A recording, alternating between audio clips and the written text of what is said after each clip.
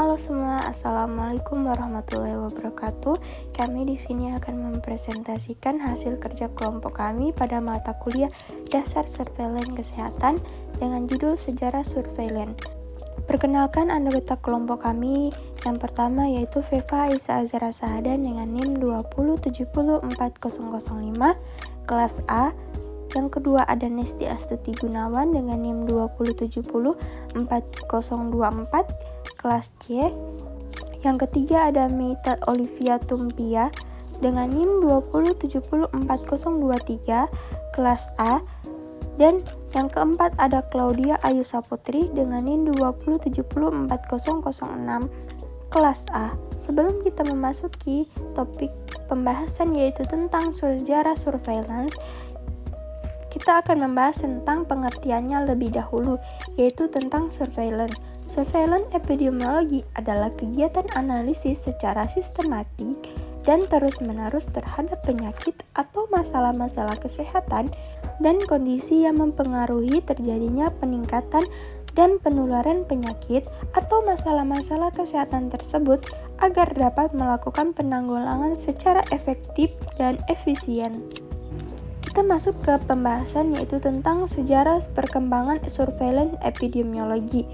Nah, awal mula surveillance diartikan sebagai suatu observasi dari orang-orang yang menderita penyakit menular yang mengancam jiwa manusia sampai menyebabkan kematian, seperti kolera, pes, cacar, sifilis, dan lainnya.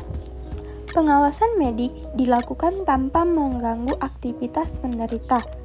Konsep surveillance pertama muncul di Eropa dan berkembang di Amerika pada abad ke-14 dan 15. Pada tahun 1348, terjadi wabah penyakit pes atau Black Death di Eropa. Deteksi terhadap penyakit pada saat itu dianggap sebagai suatu kegiatan surveillance pertama kali. Pada abad ke-16, pencatatan kematian mulai dilakukan di kota-kota besar di Eropa. Tahun 1532, mengeluarkan undang-undang tentang kematian di London dikenal dengan London Bills of Mortality. Manfaat dapat dirasakan pada abad berikutnya yang diperkenalkan oleh John Ground. Pada abad ke-17, pencatatan kematian dilakukan secara sporadis dan hanya dilakukan apabila ada wabah pes. Di kota Inggris mulai melaporkan kematian dan penyebabnya kepada The Hall of Paris Clerks Company. Kemudian hasil dilaporkan secara mingguan yang disebut Bill Mortality. Laporan disusun oleh John Ground. Ia melaporkan data kematian berdasarkan penyebab tertentu per minggu atau mengenal konsep frekuensi dan pola penyakitnya terlebih dahulu secara epidemiologi. Pada abad ke-18, Johann Peter Frank melakukan kegiatan surveillance dengan mengangkat polisi kesehatan di Jerman. Pengawasan dilakukan terhadap kesehatan anak sekolah, ibu dan anak, pencegahan kecelakaan, pemeliharaan air dan limbah. Pada tahun 1741, Amerika melaksanakan surveillance atau Rhode Island mengeluarkan peraturan bahwa pegawai restoran wajib melaporkan penyakit menular yang diderita.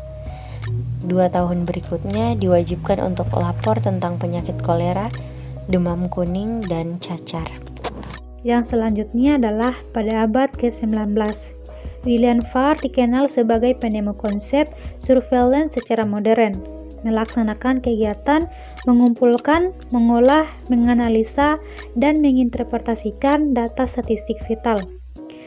Menyebarluaskan hasil dalam bentuk laporan mingguan, bulanan, dan tahunan. Penyebarluasan dilakukan melalui media massa, jurnal kedokteran, dan kemudian melihat bagaimana hasil laporannya dimanfaatkan atau tidak oleh yang berkepentingan atau pengambil keputusan. Yang kemudian adalah pada abad ke-20, pada tahun 1965 telah didirikan unit surveillance epidemiologi pada divisi penyakit menular di WHO pusat di Jeneva. Pada tahun 1968, Indonesia mulai melaksanakan kegiatan surveillance berdasarkan diskusi teknis WHA. pemakaian konsep surveillance untuk pemantauan epidemi dan pencegahan penyakit infeksi dimulai. Dan pada tahun 1889, Inggris Raya mengeluarkan peraturan tentang wajib lapor penyakit-penyakit infeksi. Hingga saat ini, banyak sekali penyakit yang sudah harus dilapor, termasuk HIV dan AIDS. Itulah tadi pemaparan dari kelompok kami. Kami ucapkan terima kasih banyak.